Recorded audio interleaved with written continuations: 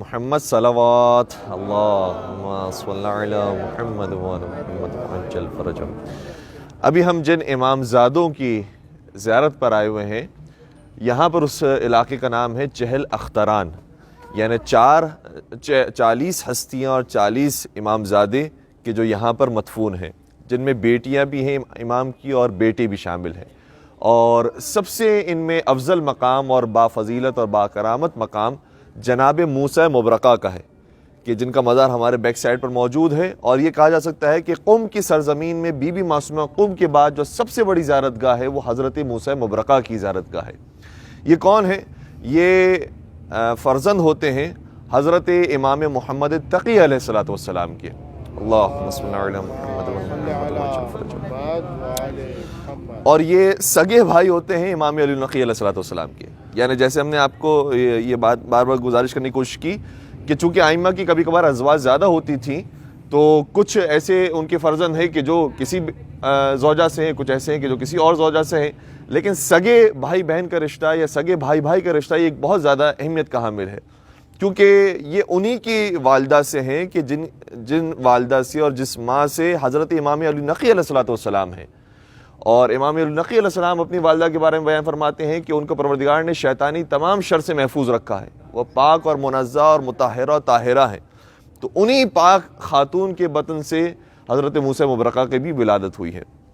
حضرت موسیٰ مبرقہ کو بطور خاص یہ نصیحت کی تھی امام علی نقی علیہ السلام نے یا ان کے والد بزرگوار نے کہ آپ قم میں رہیں اور قم کے لوگوں کی تربیت کریں، اور قم کے لوگوں کو آپ یہاں پر درس و تدریس دیا کریں، اور قم کے جو مسائل ہیں ان کے جوابات آپ دیا کریں۔ اور کبھی کبھار ایسا بھی ہوا ہے ائمہ کی زندگی کے اندر کہ بھائی کا اگر مقام بہت زیادہ ایک شہرت پہ آ جاتا تھا تو وہ خود ہی کبھی کبھار دعوی امامت کر دیتے تھے، جس طریقے سے عبداللہ افتحی نے کیا تھا، اور آگے جا کے زید النار مثال کے طور پر ہے، پھر آگے جا کر جعفر کذاب مثال کے طور پر ہے یا جعفر تواب، تو بہت سو نے دعوی امامت کیا ہے۔ اس لیے ہم حضرت ابوالفضل عباس کی شاید فضائل میں سے جو سب سے اہم فضیلت مانتے ہیں وہ یہ ہے کہ انہوں نے قمر بنی ہاشم ہونے کے باوجود، فرزند امیر المومنین ہونے کے باوجود ہمیشہ اپنے آپ کو حسین کا غلام سمجھا ہے، ورنہ ان کے مقام مرتبہ میں کوئی کمی نہیں تھی، وہ بھی اگر دعوی امامت کرتے تو ان کے بھی کتنے فالورز ہو جاتے، لیکن انہوں نے کبھی بھی یہ کام نہیں کیا ہے، بھائی ہونے کے باوجود بھی اپنے آپ کو ادنا سا غلام سمجھا ہے حضرت ابوالفضل عباس نے۔ تو پروردگار نے بھی یہ مقام دیا ہے کہ جس شان کے ساتھ مولا حسین کا روضہ آج آباد ہے، اسی شان کے ساتھ مولا غازی عباس کا روضہ بھی آباد ہے۔ تو حضرت موسیٰ مبرقہ بھی بہت بافضیلت تھے، لیکن کبھی بھی انہوں نے کام نہیں کیا، یہاں تک کہ کچھ مسائل ایسے تھے کہ جو یحییٰ ابن اقسم نے موسیٰ مبرقہ سے پوچھے، اور شاید اس کی سیاست یہ ہو کہ موسیٰ مبرقہ سے میں پوچھوں گا تو یہ امام بن کر جواب دیں گے اور ایسے ایسے ان کے فالوورز پیدا ہوں گے اور آپس میں انہی کے درمیان جنگ ہو جائے گی۔ یحییٰ ابن اقسم کے نام سے آپ واقف ہیں کہ امام تقی علیہ السلام کے زمانے میں اس نے مناظرہ کیا تھا امام تقی سے، اور امام تقی بہت بچپنے میں تھے اور اس کو شکست دی تھی۔ یحییٰ ابن اقسم نے ایک سوالات کی فہرست بھیجی موسیٰ مبرقہ کو، اور اس کے جوابات خود موسیٰ مبرقہ دے سکتے تھے، لیکن ظاہراً یہ کہ امام علی نقی علیہ السلام کے مقام کو بتانے کے لیے ان سے رجوع کیا اور ان سے جواب حاصل کیا اور پھر جوابات دیے۔ کچھ سوالات واقعی بڑے مشکل تھے۔ مثال کے طور پر ایک سوال یہ تھا کہ قرآن مجید میں ہے کہ حضرت سلیمان کا جب دربار لگا ہوا تھا تو سوال کیا انہوں نے کہ کون ہے کہ جو تخت بلقیس کو لے کر آئے؟ تو پہلے ایک جن کھڑا ہوا، اس نے کہا کہ میں لے کر آؤں گا، اور قبل اس کے کہ آپ اپنے مقام سے کھڑے ہوں، کہا کہ نہیں اتنی دیر ہم انتظار نہیں کر سکتے، اس سے جلدی کوئی لا سکتا ہے۔ تو جناب آصف بن برقیہ کھڑے ہوئے اور انہوں نے کہا کہ پلک جھپکنے سے پہلے میں حاضر کر دوں گا۔ تو آصف بن برقیہ نے یہ کام کیا بھی، اور پلک جھپکنے سے پہلے تخت بلقیس حاضر بھی ہو گیا۔ سوال یحییٰ ابن اقسم کا تھا، یہ بڑا ٹیکنیکل سوال ہے، کہا کہ وہ سوال کہ جو سلیمان اپنے درباریوں سے کر رہے تھے کہ کون یہ کام کر سکتا ہے، کیا وہ کام خود سلیمان نہیں کر سکتے تھے؟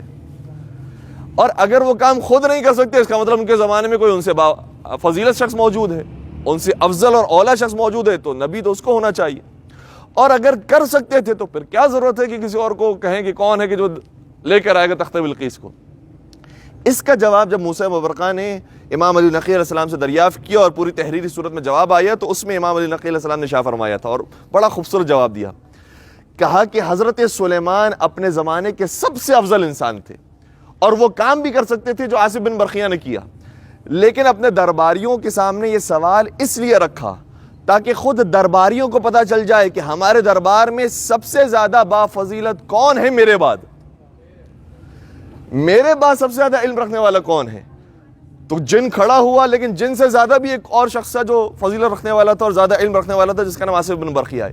یہ کام کیوں کیا سلیمان نے؟ کہا اس لیے کیا تاکہ درباری اور دنیا جان لے کہ اگر میں چلا جاؤں تو میرے بعد جو سب سے زیادہ علم رکھنے والا ہے تو میں اس کی پیروی کرنی ہے۔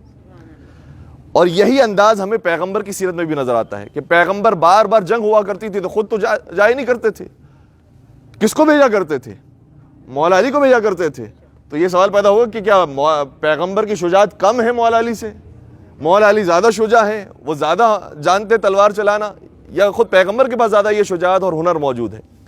تو جواب اس کا بھی وہی ہے کہ جو جناب سلیمان کے زمانے میں، کہ خود زیادہ شجاع تھے، خود جانتے تھے کہ کس طریقے سے ظالموں کو واصل جہنم کرنا ہے، لیکن علی کو بھیج کر بتاتے تھے کہ اگر میں چلا جاؤں تو میرے بعد جو سب سے زیادہ بہادر اور شجاع ہے وہ علی ابن ابی طالب علیہ السلام۔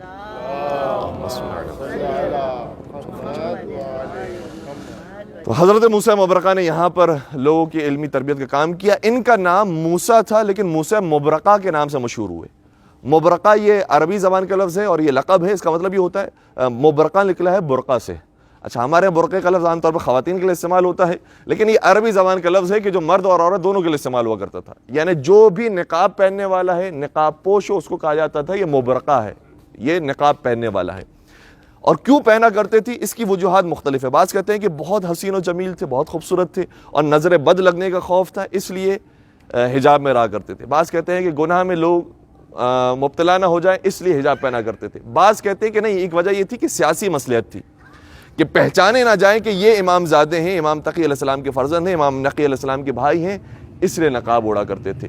لیکن بہت سو نے جو اکثر اس کے اندر احتمال دیا وہ یہی دیا کہ بہت حسین و جمیل، بہت نورانی تھے، اس لیے اپنے چہرے پر نقاب اوڑا کرتے تھے۔ اور جب نقاب کے ساتھ حسن و جمال کا ذکر آتا ہے تو مجھے خود بخود شہزادے علی اکبر کے حسن و جوانی اور ان کا حسن و جمال ذہن میں آتا ہے، جس کے بارے میں شاعر نے کہا تھا کہ حسن یوسف کی آبرو کے لیے، حسن یوسف کی آبرو کے لیے رخ حسی پہ اکبر نقاب رکھتے تھے۔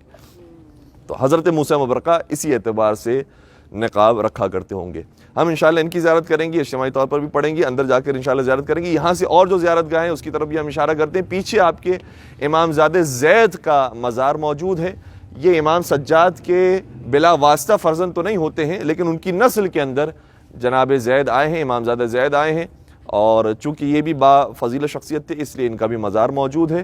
اور پھر حضرت موسیٰ مبرقہ کے تھوڑا سا آپ سمجھ لیجیے کہ لیفٹ سائڈ پر، یعنی آپ جس طرح سے کھڑے ہوئے اس اعتبار سے لیفٹ سائڈ پر اچھی خاصی قبریں ہیں، جس کی وجہ سے اس جگہ کا نام چہل اختران پڑا ہے، اور کہتے ہیں کہ یہ 40 قبریں ہیں جہاں پر امام زادے مدفون ہیں۔ اس میں خواتین بھی ہیں اور مرد بھی ہیں، اور یہ امام زادے سبھی کے سب ہیں۔ انشاءاللہ وہاں پر جا کے ان کے لیے فاتح خوانی اور ان کی بھی زیارت پڑھیں گے۔ بر محمد وآل محمد صلوات، اللہم صلی علی محمد۔